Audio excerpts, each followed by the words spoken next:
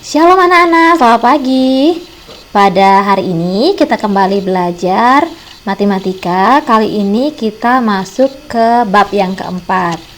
Nah, pada bab keempat ini anak-anak akan belajar pembulatan hasil pengukuran panjang dan berat. Tujuan pembelajarannya menjelaskan, melakukan, dan menyelesaikan masalah pembulatan hasil pengukuran panjang dan berat ke satuan terdekat. Nah, mari kita akan mulai pembelajarannya. Nah, alat-alat yang biasa digunakan dalam melakukan pengukuran panjang yaitu meteran, ini yang sudah dimodifikasi untuk mengukur tinggi badan, kemudian meteran roll besar yang biasa digunakan untuk mengukur panjang jalan, ini meteran roll kecil yang biasa digunakan untuk mengukur alat-alat yang ada di rumah atau yang biasa digunakan oleh tukang ya untuk mengukur pintu, jendela, ukuran rumah ya. Kemudian meteran pita, ini meteran yang biasa digunakan untuk ketika penjahit mengukur badan anak-anak untuk menjahit seragam sekolah atau baju. Nah, ini meteran, ini penggaris ya, alat pengukuran panjang yang biasa anak-anak gunakan dalam pembelajaran sehari-hari. Nah, cara menggunakan atau mengukur panjang suatu benda, sejajarkan benda yang akan diukur panjangnya dengan penggaris. Misalnya ini bendanya adalah pensil, kemudian diletakkan sejajar dengan penggaris. Pastikan salah satu ujung benda sejajar dengan bilangan 0. Nah, jadi kita mulai mengukur dari 0. Kemudian perhatikan ujung lainnya pada benda. Bilangan yang sejajar dengan ujung benda merupakan panjang benda tersebut. Misalnya ini menunjukkan angka 16, berarti panjang pensil ini adalah 16 cm. Nah, ini ya, diperbesar lebih jelas lagi 16 cm. Kemudian pembulatan hasil pengukuran panjang. Contoh, anak-anak mau mengukur krayon. Nah, krayon ini setelah kita letakkan secara sejajar, ternyata kita lihat di sini tidak tepat ya. Ini di antara 9 dan di antara 10.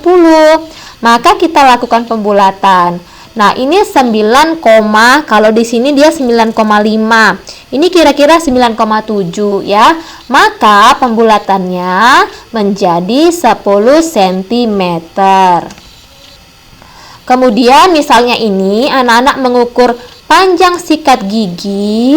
Ujung sikat giginya kita lihat ini 15. 15 ini kira-kira belum sampai 15,5 ya, masih 15,3 kira-kira. Nah, maka panjang sikat gigi ini kita bulatkan menjadi 15. Nah, ingat pembulatan kemarin ya, pembulatan ke atas, pembulatan ke bawah. Bila dia 5, 6, 7, 9 kita bulatkan ke atas. Bila 1, 2, 3, 4 pembulatannya kita bulatkan ke bawah. Nah, ini contoh dari buku ESPS ya, latihan soal 1. Soal nomor 1, ini misalnya panjang centong ya, panjang pengaduk ini 18,5. Nah, di sini ya. Nah, setelah kita sejajarkan kemudian lihat pada penggarisnya 18,5. Maka panjang sendok ini kira-kira kita bulatkan menjadi 19 cm. Kemudian nomor 1B, kita akan mengukur panjang kuas. Ini tadi sudah kita ukur ketika di kelas tadi ya.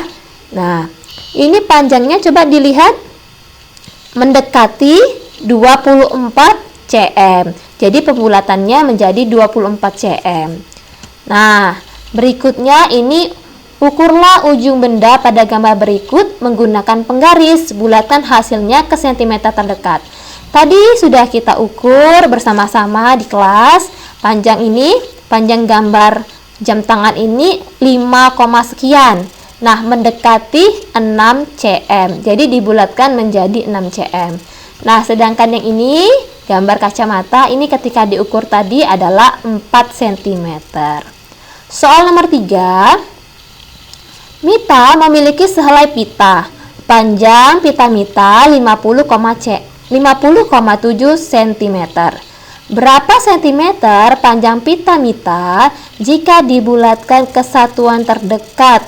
Nah, 50,7 berarti, nah kita lihat ini 7 ya anak-anak, pembulatannya ke satuan terdekat. Jadi kalau ke satuan terdekat yang berubah adalah satuannya, nolnya.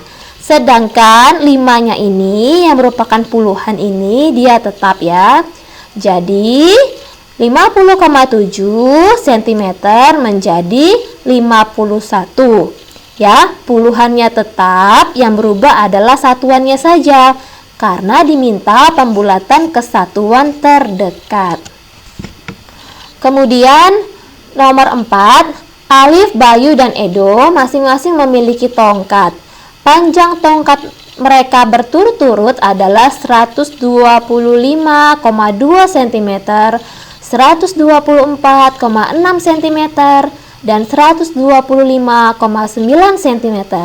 Siapakah yang memiliki tongkat yang sama panjang jika dilakukan pembulatan ke satuan terdekat?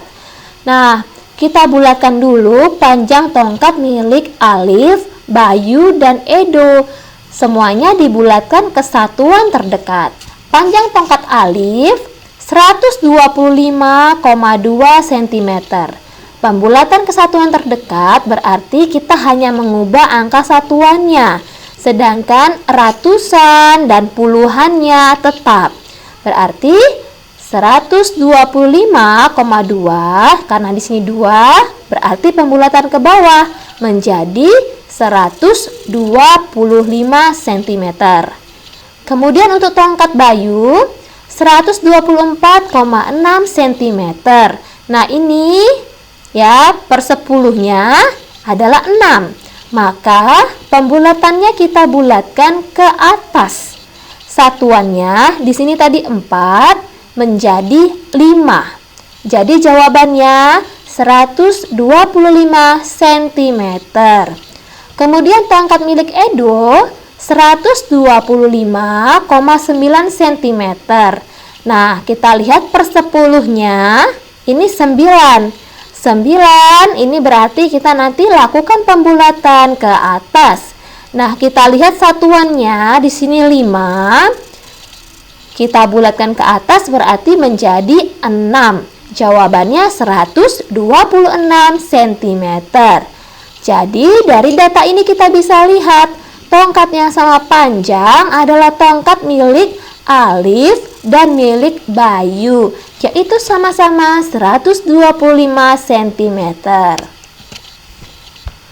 Soal nomor 5. Panjang buku gambar Tasya 32 cm lebih 7 mm.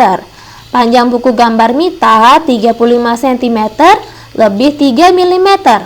Bulatkan panjang buku gambar mereka masing-masing ke sentimeter terdekat. Berapa sentimeter selisih panjang buku gambar mereka? Nah, kita lihat dulu. Ya, Tasya, buku gambarnya itu panjangnya 32 cm lebih 7 mm. Atau bisa kita buatkan seperti ini, 32,7 cm.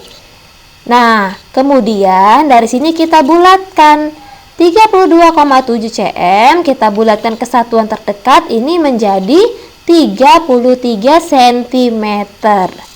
Sedangkan untuk panjang buku gambar Mita 35 cm lebih 3 mm. Nah, kita bisa tuliskan seperti ini, 35,3 cm. Sama dengan, nah, kita bulatkan karena di sini per 10-nya 3, jadi pembulatannya ke bawah. Maka dibulatkan menjadi 35 cm. Kemudian setelah kita dapat pembulatannya, kita cari selisih panjangnya. Berarti kita kurangkan. Nah, 35 dikurang dengan 33. Jadi jawabannya adalah 2 cm. Jadi selisih panjang buku gambar Tasya dan Mita adalah 2 cm. Nah, demikian anak-anak penjelasan Ibu pada pagi hari ini tentang pembulatan pengukuran panjang. Besok Ibu akan lanjutkan penjelasan dari bab 4 tentang satuan berat. Selamat pagi, tetap semangat dalam belajar. Tuhan Yesus memberkati. Shalom.